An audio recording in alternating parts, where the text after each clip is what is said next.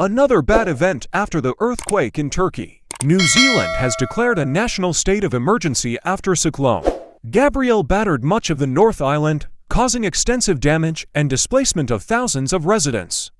The country's Prime Minister, Hipkins, said that the storm was a weather event not seen in a generation, and the government has attributed the scale of the disaster to climate change. Hipkins has pledged $11.5 million New Zealand dollars in aid to support those affected by the disaster. The storm, which has caused extensive flooding, landslides, and power outages, has been most devastating in coastal communities on the far north and east coast of the North Island, with areas like Hawke's Bay, Coromandel, and Northland among the worst hit. About a third of the country's population of 5 million people live in affected areas. The damage caused by Cyclone Gabrielle is being described as unprecedented, with many people displaced and some forced to swim from their homes to safety after rivers burst their banks. Falling trees have smashed houses, and landslides have carried others away and blocked roads. Aerial pictures of flooded regions have shown people stranded on rooftops, waiting for rescue. The storm has also caused significant damage to the infrastructure, with many roads blocked and communications to some towns completely cut.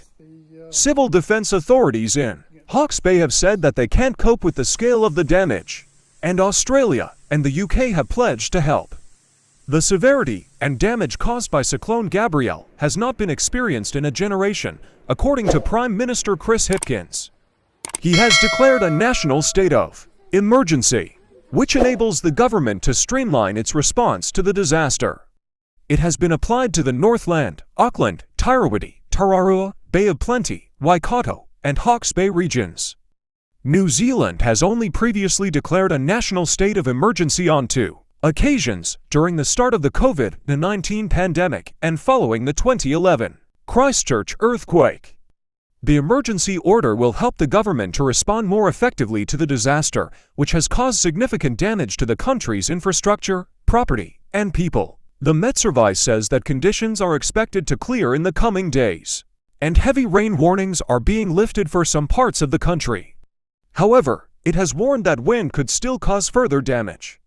New Zealand has been hit by Cyclone Gabrielle just 2 weeks after unprecedented downpours and flooding in the same region, which killed 4 people. The government has emphasized the need to act urgently to tackle climate change, which it says is exacerbating the impact of extreme weather events like Cyclone Gabrielle.